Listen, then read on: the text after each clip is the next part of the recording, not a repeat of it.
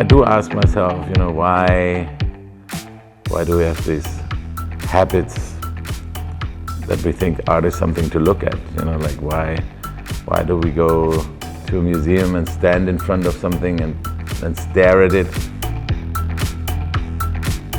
A big part of art is not seeing it. I always tell this story that when I was a child, I always wanted I was a big fan of Van Gogh, and I always wanted a Van Gogh painting. Of course, I never got one, but it was something that I was really dreaming about. But my fantasy about it was not just to hang it up in my room. My fantasy was actually sleeping on it. Like putting it under your cheek and sleeping on the painting. That was really kind of a fantasy of mine.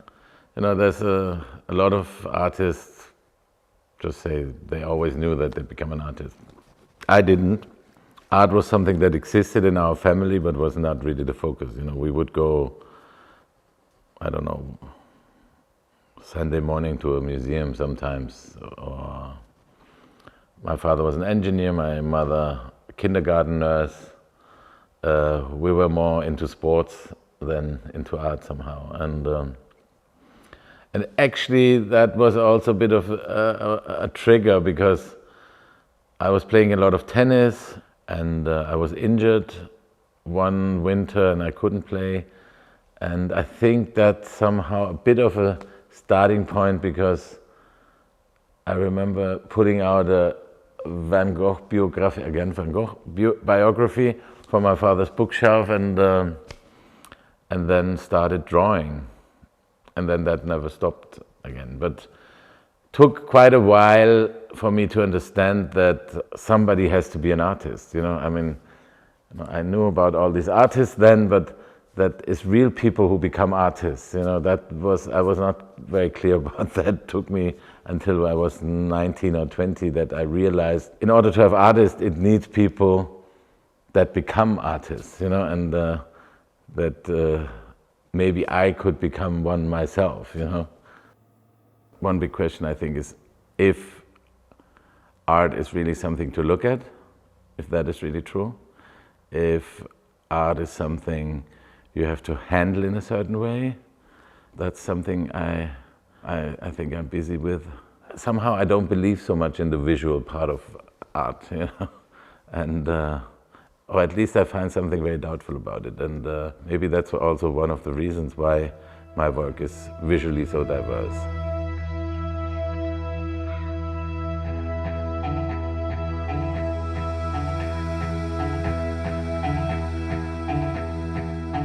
A lot of my work is functional in a different sense than art normally is functional. And that has to do with my doubt, problem, whatever you would call it, that art has to be used in a certain way, or that art has to be approached in a certain way. I remember I was with friends of mine. We went in Berlin in the Neue Nationalgalerie. And in front of it at the time was I think it was like a 1 by 1 by 1 meter steel cube by Richard Serra. And it was a hot day, and I was finished looking at the work, so I waited for my friends outside, and I was sitting on this steel cube, and it was super cold and super cozy. It was super hot outside. And then I thought, okay, why has never ever anybody asked if sitting on an artwork could be also a quality, The famous example, I didn't make a cafeteria for the Venice Biennale. I made a sculpture that is a cafeteria, It's a matter of perspective, Of course you can also see it as a cafeteria, and that's also why I think it's an interesting artwork. But my perspective is the one of an artist, of somebody who relates it to other artwork, and I don't relate it to other cafeterias,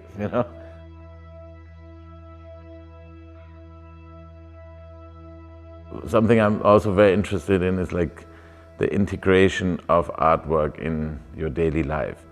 I'm not such a fan of this concept of, that is something special, like I mean, it is special, you know, but on the other hand, it should also be very normal. I mean, it's a big house we're living in, and I have children, and it's not so important that I play with them all the time, but it's important that they're there, even if they're in a different floor, or, you know, that's a little bit like how I feel with art too, you know. I'm very happy that in the ground floor there's a Danvaux. I don't see it very often because I don't go to the ground floor so often, but it's nice to know it's there, you know. And it's the same, as I said, with my children. I first came to Frankfurt because I met a girl skiing in France. And since I met this girl, I thought maybe I can study art in Frankfurt, but I didn't know if there was an art school, so I called the city office and asked if there's an art school in Frankfurt. And they said, of course, there's the very famous Städelschule. And I applied there, and they took me, and I live in Frankfurt on and off since '87. I've lived in London for a while, in New York. I have a place in Berlin since a long time. My studio is here in Frankfurt though. I do mainly sculptures, installations. I do not do painting, although I like to do watercolors as well. Usually I make first sketches by hand.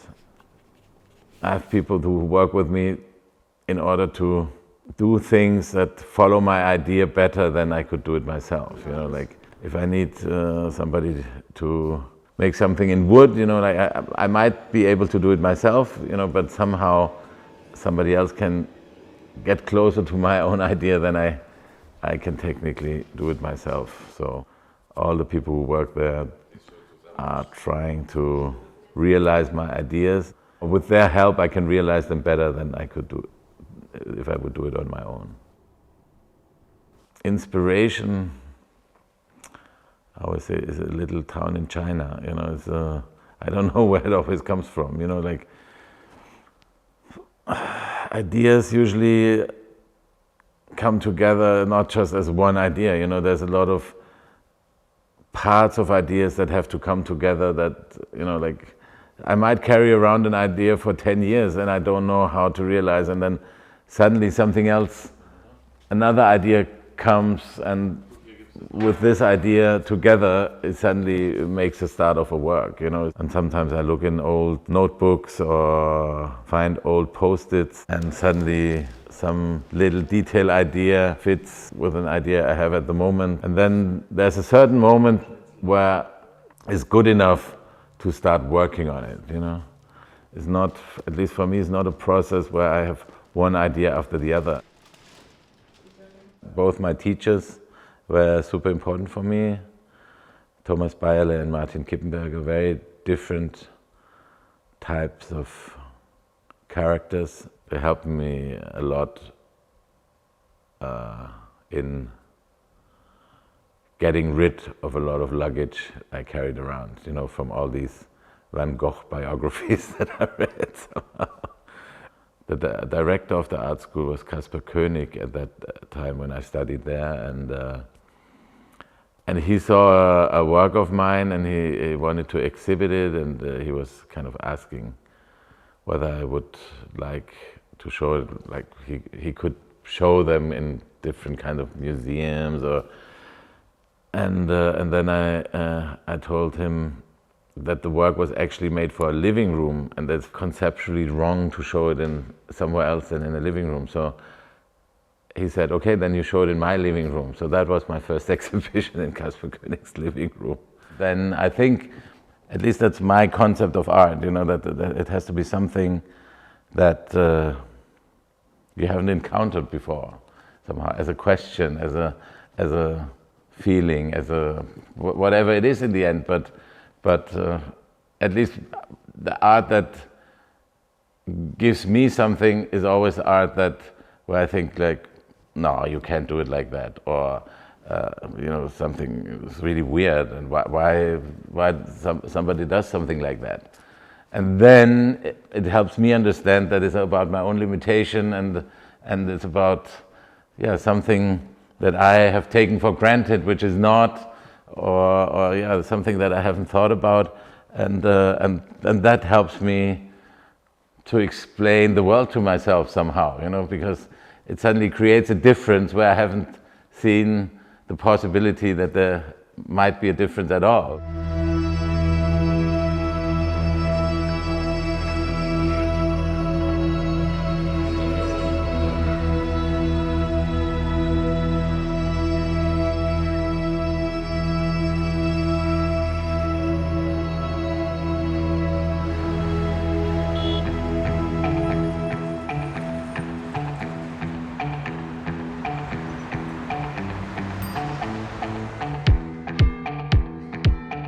You can put as many ashtrays if you want. Museums usually don't allow you to smoke.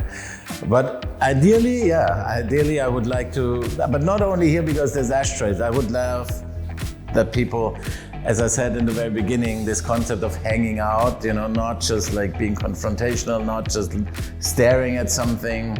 And I would like people to hang out, like to even smoke in a room where there's no ashtrays. Literature and philosophy has a big influence on society, and I think that's the same with art, and sometimes even stronger than things that are formulated in an exact manner as you do with language sometimes, because that's is a very good test field for ideas and problems that you can manifest in an object, which I would talk about similarly as, or would also describe it as a situation, and you can create situations that are problematic, what they are, where they come from.